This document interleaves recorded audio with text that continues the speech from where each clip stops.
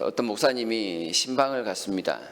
그런데 그분이 한 기업체를 운영하는 사장님이었습니다.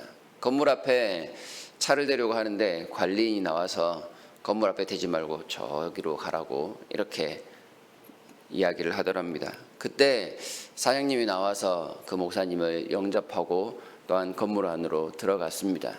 신방을 마치고 나와 보니 자신의 차가 고급 승용차들과 함께 건물 앞에 딱 주차되어 있는 것을 보았답니다. 아주 작은 차였는데 그걸 보니 웃음이 나왔다라고 하는 말을 들었습니다. 우리의 삶이 때로 우리를 누가 영접하느냐, 우리를 누가 맞아주느냐에 따라 평가가 갈릴 때가 있습니다. 우리는 그대로인데 우리와 친밀하게 지내는 그분에 의해서 우리가 어떤 대접을 받기도 하고 또한 존귀한 자로 인정을 받기도 합니다. 그래서 사람들은 우리보다 더 나은 사람 혹은 더 잘 나가는 사람들과 친해지기를 원할 때가 많습니다. 사람도 이러한데 만군의 여호와 우리 하나님께서 우리를 영접하시면 우리는 과연 어떻게 될까요? 하나님께서 우리를 늘 사랑하시며 또한 우리에게 손 내미시며 친밀하게 대하신다면 최소한 하나님을 아는 사람들 그리고 하나님을 믿는 사람들 가운데서 그 사람은 존귀한 자가 될 것입니다. 사장님이 그를 맞아서 그가 사장님과 동급의 대위를 받을 수 있는 것처럼 하나님이 우리에게 찾아와 우리를 영접하시면 우리는 하나님과 비슷한 대접을 받을 수 있습니다. 그리고 또한 그 높으신 분이 우리를 인정해 주셨으니 우리 마음이 감사하며 또한 기쁨이 가득할 수 있을 것입니다. 오늘 11절의 말씀을 보니 거룩하게 하시는 이와 거룩하게 함을 입은 자들이 다 한 근원에서 난지라 그러므로 형제라 부르시기를 부끄러워하지 아니하시고 라고 말씀을 하십니다. 하나님께서 우리를 거룩하게 하시는데 예수 그리스도를 통하여 거룩하게 하심에 있어서 예수 그리스도와 우리를 같은 수준으로 올려놓으셨다 이렇게 말씀을 합니다.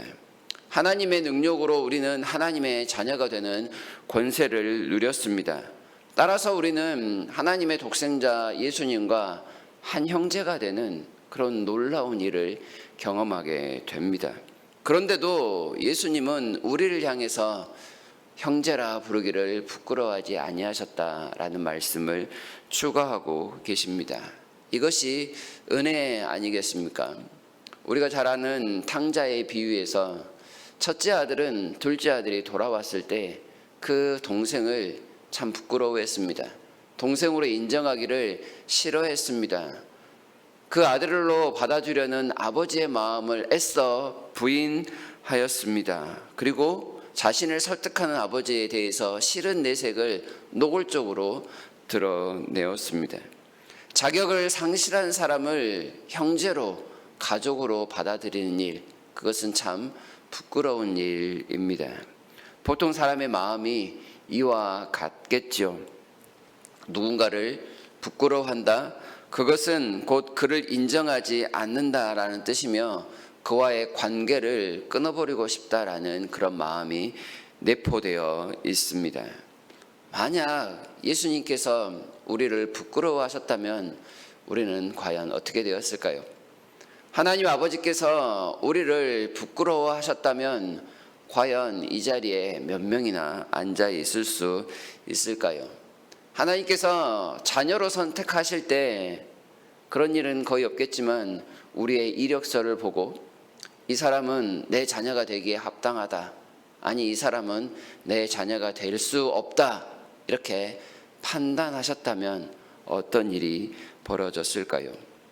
우리의 과거를 낱낱이 보시면서 하나님 안에서 자녀가 되고 주님의 형제가 될 수 있는 그 요건들을 보셨다면 아마 여기에는 아무도 없었을 것입니다. 그러나 우리 주님이 분명히 말씀하십니다.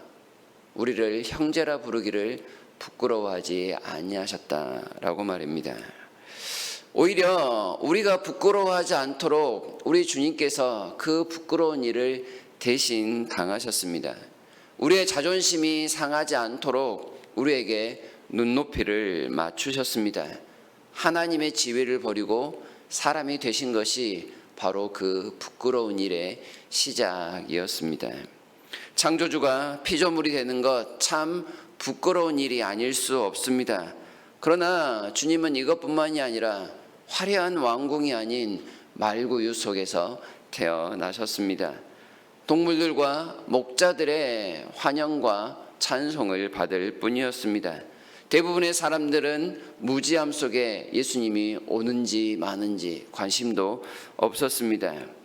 또한 목수의 삶을 살면서 인생은 고단한 삶을 살아가셨습니다. 공생애를 시작하시면서는 어부와 세리를 자신의 제자로 맞아들였습니다. 그리고는 가난하고 연약한 자들, 죄인과 세리들만을 친구로 삼아 그들과 가까이 지내는 삶을 사셨습니다. 세상의 관점에서 보았을 때 예수님의 삶은 자랑스러운 것이 거의 없습니다. 바꿔 이야기하면 그분의 삶은 참으로 부끄럽다라고 해도 지나치지 않을 정도의 삶이었습니다. 그러나 이게 전부가 아니었죠. 제자에게 배신을 당했습니다. 자신의 친구들로부터 배척을 받았습니다. 조롱과 야유와 저주를 받는 비참한 신세로 전락했습니다. 아무도 도와주지 않는 불법적인 재판을 받았습니다. 그리고 끝내 십자가의 형벌을 받았습니다. 인간으로서 가장 견디기 힘든 그 부끄러움을 십자가에서 다 감당하다가 끝내 숨을 거두셨습니다. 이러한 예수님의 인생을 보고 있으면 그의 인생은 실패한 인생이 아니냐, 누군가가 친해지기 싫을 만한 그런 부끄러운 인생이 아니냐라고 할 수 있습니다. 그러나 예수님께서 세상에 오신 목적이 이러한 부끄러운 일을 당하기 위함이었습니다.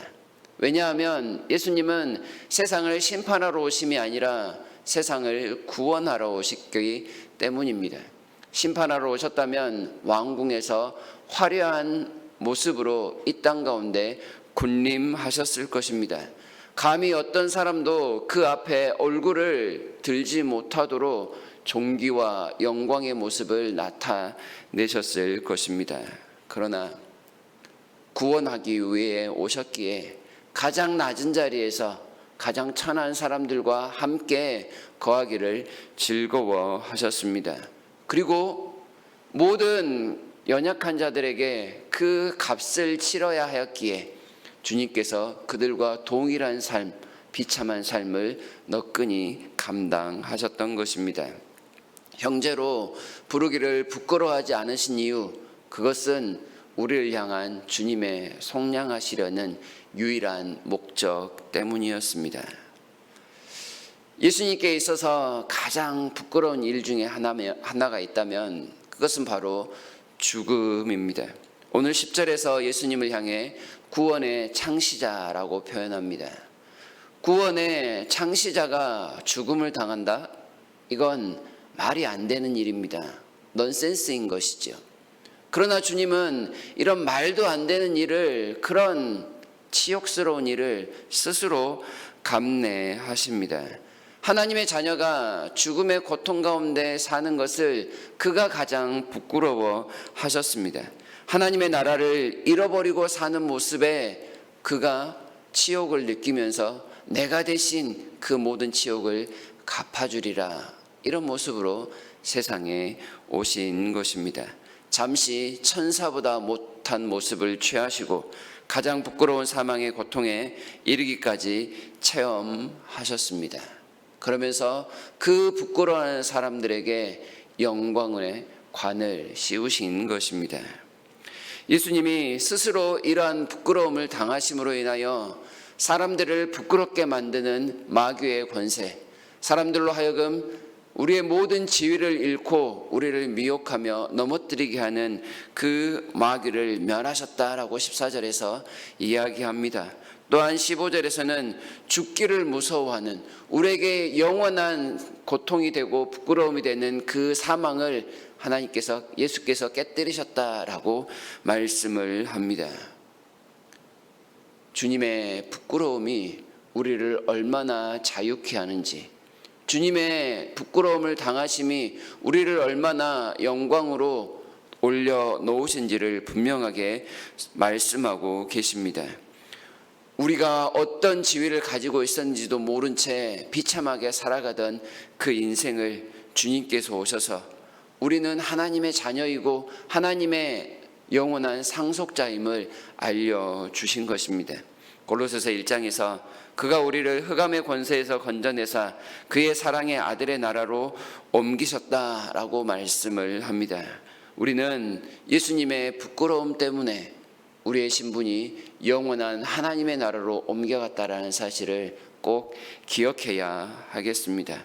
우리는 주님과 더불어 왕 노릇할 신분이 된 것입니다. 인간적으로 정말로 드러낼 것 없는 부끄러운 삶이었지만 주님이 이 땅에 오심을 통하여 그의 성육신을 통해 우리는 세상에 속한 자가 아닌 하나님께 속한 자가 되었습니다. 영원한 천국을 바라보며 나아가는 우리의 삶이 그렇다면 어떻게 되어야 할까요? 우리가 세상에서 부끄러워할 대상이 있다면 혹시나 그럴 일은 없겠지만 예수님의 십자가가 아닙니다.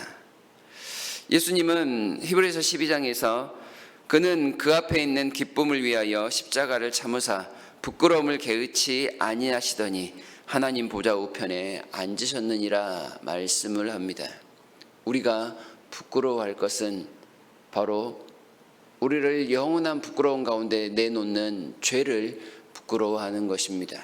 십자가를 부끄러워하지 아니하고 바울처럼 십자가를 자랑하며 살아가는 삶을 사는 것이 마땅합니다. 나 자신을 부인한 채 주님을 따라가는 삶, 그것이 우리가 주님을 통하여 영광을 얻은 삶에 합당한 모습일 것입니다.